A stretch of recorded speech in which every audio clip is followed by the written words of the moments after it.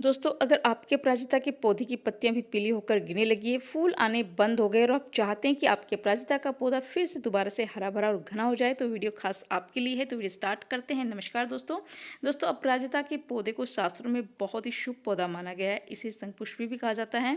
अपराजिता के पौधे में नीले और सफ़ेद रंग के फूल आते हैं, जो कि बहुत ही खूबसूरत होते हैं। और ये हमारी मेडिकल और स्पिरिचुअल वैल्यू इसकी काफ़ी ज़्यादा, शास्त्रों में इसकी काफ़ी ज़्यादा उल्लेख किया गया है। इसके फूल, जड़, तना, इसकी पत्तियाँ हमारे स्वास्थ्य के लिए काफ़ी ज़्यादा बेनिफिट हमारे स्वास्थ्य के लिए करती है। बहुत सारी बीमारियों में इसकी जो फूल है, पत्तियाँ, वो बहुत सारी बीमारियों में काम आती है। इसलिए भी लोग बहुत ही ज़्यादा इस प्लांट को अपने घर में वो लगाना पसंद करते हैं। लेकिन जैसे सर्दियों का मौसम आता है, इस प्लांट को विशेष देखभाल की जरूरत होती है। सर्दियों के मौसम में अपराजिता का पौधा है ना, उसमें फूल बहुत ही कम आने लगते हैं और फूल मुरझाए हुए से भी दिखने लगते हैं। ऐसे में इस पौधे की सही से देखभाल की बहुत ही ज़्यादा ज़रूरत होती है और अच्छी पौष्टिक खाद की ज़रूरत होती है, जो कि आज की वीडियो में मैं आपको बताने वाली हूँ। आज की वीडियो में मैं एक ऐसी चीज़ के बारे में आपको बताऊँगी जो अपराजिता के पौधे के लिए बहुत ही ज़्यादा गुणकारी और असरदार साबित होती है। इस चीज़ के इस्तेमाल से आपके अपराजिता के पौधे हैं उसमें अनगिनत फ्लावरिंग भी होगी और पूरी सर्दी आपका जो पौधा है वो बिल्कुल स्वस्थ और हरा भरा रहेगा। तो दोस्तों, वो फर्टिलाइज़र तो मैं आपके साथ शेयर करूंगी, उससे पहले कुछ खास टिप्स मैं आपको बताने वाली हूँ, जिस टिप्स को अपनाकर आप देख रहे हैं मेरे अपराजिता का पौधा इस मौसम में भी, दिसंबर के महीने में भी कितना ज़्यादा फ्लावरिंग कर रहा है, बिल्कुल हरा भरा है। एक पत्ती भी आपको पीली नज़र नहीं आ रही होगी दोस्तों, बिल्कुल लश ग्रीन पत्तियाँ हैं और अनगिनत फूलों से मेरा प्लांट भरा हुआ है। तो ऐसा मैं क्या इस्तेमाल करने वाली हूँ और कौन सी खास टिप्स मैं अपने पौधे पर इस्तेमाल करती हूँ, जिसको मैं फॉलो करती हूँ, जो मैं आपके लोगों से भी शेयर करना चाहती हूँ। अगर उन चीज़ों को अगर आप अपने अपराजिता के पौधे में फॉलो करोगे तो आपके अपराजिता का पौधा बिल्कुल मेरे अपराजिता के पौधे की तरह बिल्कुल स्वस्थ रहेगा, हरा भरा रहेगा और बिल्कुल फूलों से भरा रहेगा दोस्तों। तो जो अपराजिता का पौधा है वो एक समर फ्लावरिंग प्लांट है। पूरी गर्मी इसमें बहुत अच्छे से फ्लावरिंग होती है और इस प्लांट को विशेष इस मौसम में धूप की ज़रूरत होती है। तो इस प्लांट को कम से कम 4 से 5 घंटे की धूप में आपको रखना है। किसी ऐसे स्थान पर रखें जहाँ से 4 से 5 घंटे की कम से कम धूप मिलती रहेगी। इस प्लांट को धूप मिलती रहेगी तो इस प्लांट की ना तो पत्तियाँ पीली पड़ेगी और इसमें फ्लावरिंग भी बहुत अच्छे से आती रहेगी।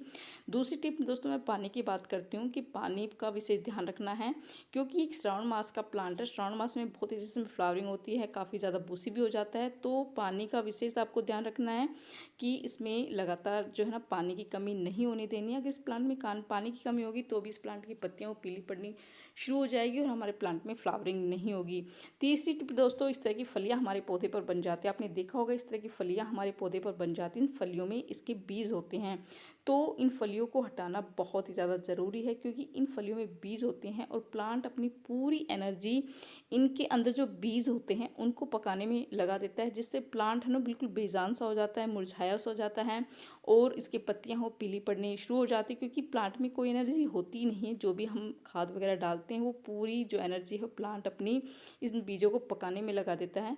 तो आपको इस विशेष टिप को ध्यान रखना है कि जब भी इसकी फलियाँ इस तरह से बनी तो इसको तुरंत निकाल देना है, ताकि प्लांट अपने अपने आप को स्वस्थ रखे, अपने आप को हेल्दी रखे और जो भी हम इसमें पौष्टिक से भरी हुई खाद डालते हैं उसकी पूरी एनर्जी प्लांट अपने ऊपर लगाए, जिससे प्लांट में हमारा प्लांट है उस बिल्कुल स्वस्थ रहेगा, हरा भरा रहेगा और उसमें फ्लावरिंग है वो लगातार होती रहेगी। इससे नेक्स्ट टिप दोस्तों जो मैं बता रही हूँ वो भी इस तरह की है कि इसमें इस तरह के जो फूल है वो बिल्कुल डेड फूल है, उसको हमें निकालना अनिवार्य है। इस तरह के डेड फूल बन जाते हैं जिसको निकालते रहे, अगर इस फूलों को हम नहीं निकालेंगे तो ये जो फूल है ये फलियों में कन्वर्ट हो जाते हैं और उसमें अनगिनत फलियाँ बन जाती हैं और फिर हमारा पौधा है वो बिल्कुल बेजान सा हो जाता है, नई ग्रोथ नहीं होती है। आप देख सकते हैं मेरे पौधे में भी इस दिसंबर के महीने में भी न्यू ग्रोथ स्टार्ट हो रही है, मतलब ग्रोथ नहीं रुक रही है, लगातार ग्रोथ हो रही है।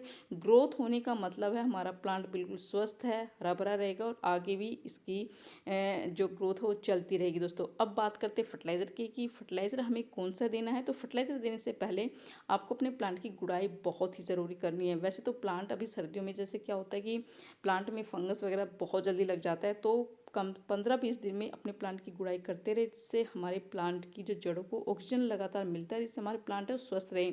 तो फर्टिलाइज़र डालने से पहले गुड़ाई करनी बहुत ही ज़रूरी है। अच्छे से गुड़ाई कर ले दोस्तों, जितनी भी एक्स्ट्रा खरपतवार हमारे पौधे में हो गई उनको भी निकालते रहें। और गुड़ाई कम से कम 15-20 दिन में आपको ज़रूर करनी है। तो गुड़ाई मैंने कर ली है, उसके बाद मैं फर्टिलाइज़र इसमें डालूंगी। कौन सा फर्टिलाइज़र आपके साथ शेयर करूँगी वही मैं आगे बताने वाली दोस्तों। तो इस सबसे पहले मैं ये गोबर की खाद ले रही हूँ। आप इसकी जगह वर्मी कंपोस्ट या फिर लीफ कंपोस्ट या फिर किचन वेस्ट कंपोस्ट कुछ भी ले सकते हैं।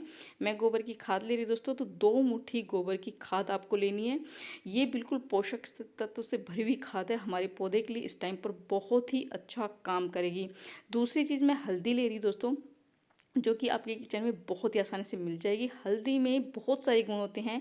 हल्दी में एंटीऑक्सीडेंट गुण होते हैं जो कि पौधे को भरपूर पोषण देते हैं, जिससे पौधा बिल्कुल हरा भरा रहेगा और इससे फूलों की संख्या भी बढ़ती रहेगी। इसके हमारी मिट्टी में बहुत ही बढ़िया काम करेगा। ये कीटनाशक का भी काम करता है। अपराजिता के पौधे में हल्दी डालने से इसमें फंगस नहीं लगेगा, इसकी जड़ों में फंगस नहीं लगेगा, कोई भी कीट पतंग हमारे पौधे पर नहीं लगेगा और हमारे पौधे के लिए बहुत ही ज़्यादा गुणकारी है।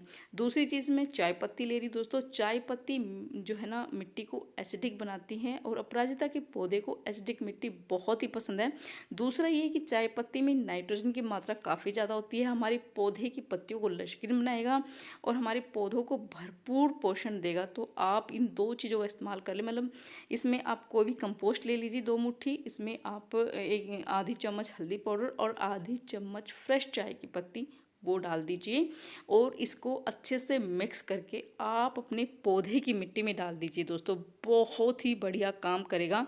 तो इस खाद को डालने से पहले आपको ये देखना है कि गुड़ाई आपको ज़रूर करनी है और हमारे पौधे की जो मिट्टी है वो ड्राई होनी चाहिए, नमी नहीं होनी चाहिए हमारे पौधे की मिट्टी में।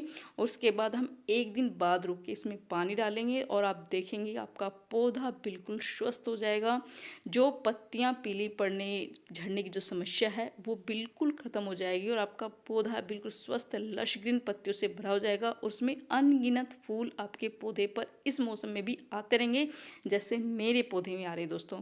आप देख सकते हैं बिल्कुल कितने सारे फूलों का साइज़ आप देख सकते हैं। बहुत ही बढ़िया इसका रिज़ल्ट मुझे मिला है दोस्तों और वही मैं आपसे शेयर कर रही हूँ। अगर इन खाद का इस्तेमाल पोषक तत्वों से भरी हुई खाद का इस्तेमाल इस मौसम में आपने अपने पौधे पर कर लिया तो बहुत ही बेहतरीन रिजल्ट आपको मिलेगा। तो कैसी लगी जानकारी, पसंद आए तो लाइक शेयर ज़रूर कर दीजिए। मिलते नेक्स्ट वीडियो में, नहीं देते बाय बाय दोस्तों।